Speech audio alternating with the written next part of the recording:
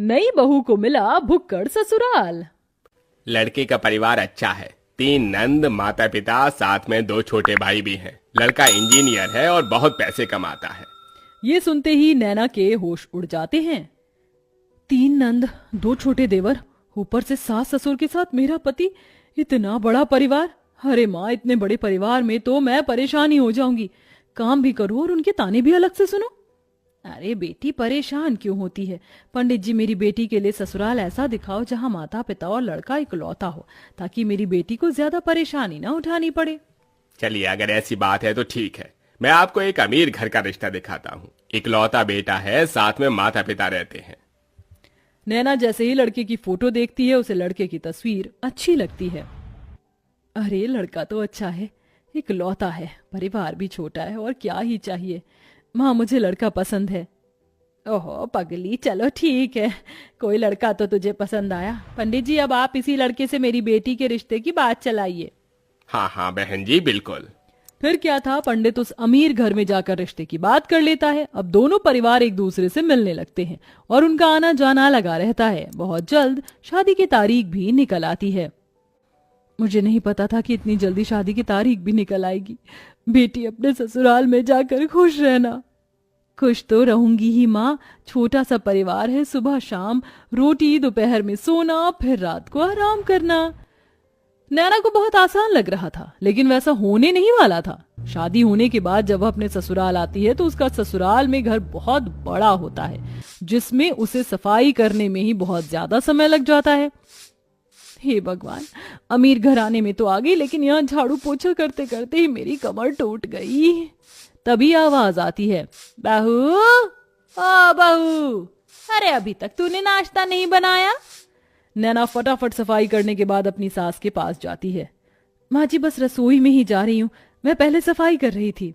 अच्छा सुनो, मेरी नंद और उसके बच्चे आज घर पर आ रहे हैं, उनके नाश्ते के लिए आलू के पराठे बना ले। और हाँ, शिवा आलू के पराठे नहीं खाता, उसे प्याज के पराठे पसंद है, उसके लिए वही बना देना।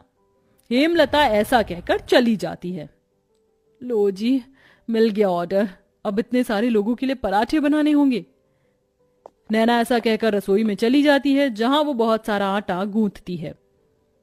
इतना सारा आटा गूंथने में ही मेरे हाथ दुखने लगे, अभी तो इनके पराठे भी बनाने हैं।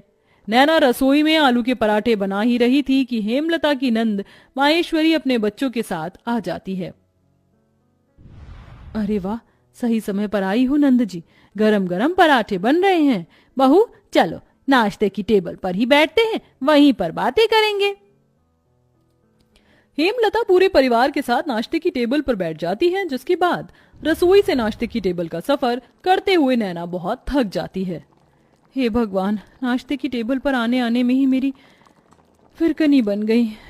मैंने तो छोटा सा परिवार समझकर इस घर में शादी की थी, यहाँ तो सबकी अलग ही फरमाइश चलती है। तभी नैना के पति शिवा की आवाज आती है। अरे नैना, मेरे प्याज के पराठे नहीं बनाए तुमने? अभी लाती हूँ जी।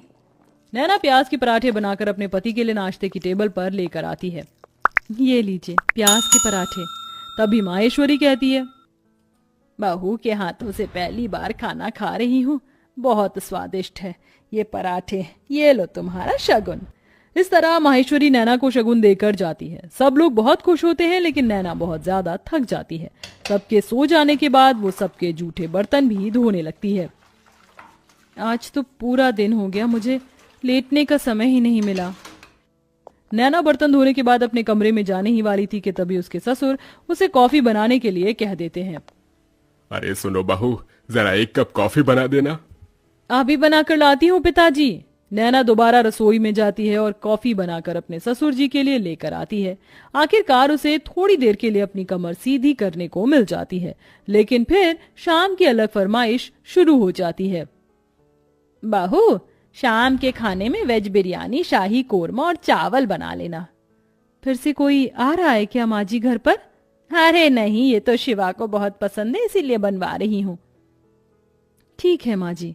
अब शाम का खाना बनाने के लिए नैना फिर से रसोई में जाती है और खाना बनाते हुए खुद से ही कहती है, हे भगवान, कैसा परिवार मिला है मुझे।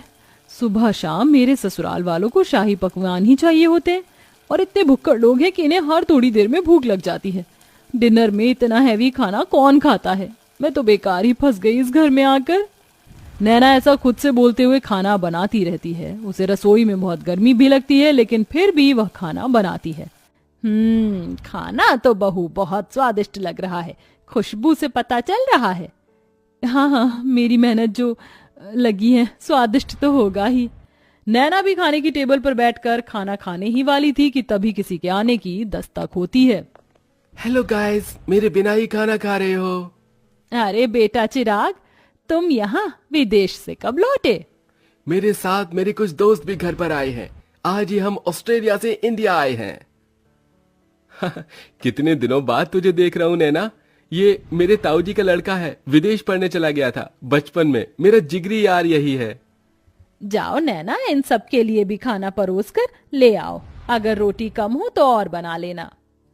हेमलता ऐसा कहकर बेचारी नैना को फिर से रसोई में भेज देती है। नैना को खाने के साथ दोबारा से रोटियां भी बनानी पड़ती हैं और वो बहुत ज्यादा थक जाती है। सबको खाना खिलाते हुए उसी के लिए खाना नहीं बचता। ये लो, बस यही रह गया था, मेरे लिए थोड़ा भी खाना नहीं बचा। कैसे भुक्कड़ लोग हैं, एक बार भी मेरे बारे में नहीं सोचते हैं। नैना को बहुत बुरा लगता है। वो अपने कमरे में सोने चली जाती है। इसी तरह जब भी वह कुछ बनाया करती तो सारा खाना उसके ससुराल वाले ही खा जाते हैं और उसके लिए कुछ नहीं बचता। ऊपर से घर में मेहमानों का आना जाना लगा ही रहता है, जिसके चलते एक दिन नैना की बहुत ज्यादा तबीयत खराब हो जाती है। इनके शरीर में बहुत ज्यादा थकावट है। लगता है काफी दिनों से जरा भी आराम नहीं मिला है, इसलिए शरीर में कमजोरी हो गई है। ये मैंने दवाइयां दे दी हैं, बस आप इन्हें थोड़ा आराम करने दीजिए, जल्दी ही ठीक हो जाएंगी। डॉक्टर की ये बात सुनने के बाद हेमलता को अपनी गलती का एहसास होता है और वह अपनी बहू के पास जाकर उससे कहती है, जब से तुम इस घर के अंदर आई हो सारे काम तुम ही देख रही हो। मैंने तो कोई काम नहीं किया है और ये भी नहीं सोचा कि तुम कितनी थक जाती होगी। मुझे माफ कर देना बहू, लेकिन आज से मैं भी तुम्हारी मदद करवाया करूंगी। माँ जी, आपको माफी मांगने की जरूरत नहीं है। मैं इस घर की बहू हूँ और घर की जिम्मेदारी समझना मेरा फर्ज है। नैना इतना कह रही थी कि तभी घर पर उसकी तबीयत के बारे में सुनते ही ताई जी, मौसी जी, बुआ जी सब आ जाती हैं उसकी देखरेख के लिए। हमारे रहते बहू को एक भी काम करने की जरूरत नहीं पड़ेगी। अरे बुआ ताई जी हैं ना, और मौसी जी भी हैं, हम सब मिलकर सारे काम कर लेंगे। इस तरह सब लोग नैना की बहुत अच्छे से देखरेख करते हैं। नैना को इससे ये समझ आता है कि रिश्तेदारों का आना जाना अच्छा होता है और सबके साथ प्यार प्रेम से रहना भी बहुत जरूरी है। जैसे ही वो ठीक हो जाती है, वो पहले की तरह फिर से घर की सारी जिम्मेदारियां खुद उठा लेती है। चलिए, आप सभी आज खाने की टेबल पर बैठिए। अब मेरी तबीयत बिल्कुल ठीक है। मैं आप सभी के लिए आपकी पसंद का खाना बनाऊंगी। नैना ऐसा कहकर रसोई में चली जाती है। पीछे से हेमलता आती है। अब से मैं भी तुम्हारी रसोई में मदद करवाया करूंगी और मैं जानती हूँ आखिरी में तुम्हारे लिए कुछ नहीं बचता, इसलिए पहले ही तुम अपने लिए खाना निकाल लिया करना। ये सुनते ही नैना को बहुत खुशी होती है और उसे अपनी माँ की याद आ जाती है, जिसकी वजह से उसकी आंखें भर आती हैं। अरे ये क्या बहू, तू रोने क्यों लगी? बस आज आपकी बातें सुनकर मुझे अपनी माँ की याद आ गई। हेमलता उसे गले से लगा लेती है। इस तरह दोनों सास बहू मिलकर घर को संभालती हैं और एक साथ खुशी खुशी रहने लगती हैं।